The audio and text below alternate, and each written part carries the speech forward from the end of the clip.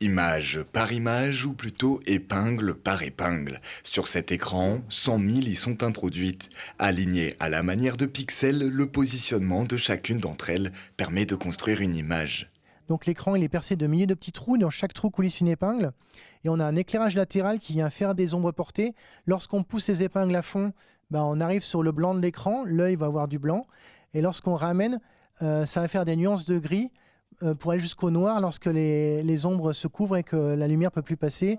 Et une fois qu'on a fait son image, on va la prendre en photo, la modifier un petit peu, reprendre une photo, la modifier un petit peu pour faire un film d'animation en image par image. Car oui, ce dispositif permet de réaliser des films en stop motion. Le cinéma d'épingle est une pratique très peu répandue dans le monde.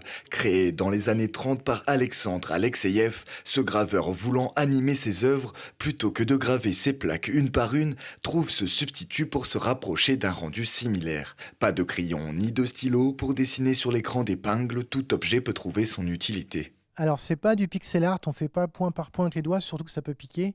On va utiliser des objets qui vont glisser comme le verre ou la faïence, qui vont permettre de tracer. Donc ça va permettre, par exemple, si on veut colorier, on peut vraiment utiliser le plat de la cuillère.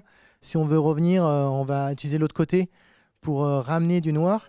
Par exemple, si je veux faire un arbre pour faire une forêt, donc on va utiliser un rouleau. Donc en fait, on va composer son image avec tous différents types d'objets assez ludiques pour arriver à faire ce qu'on a envie.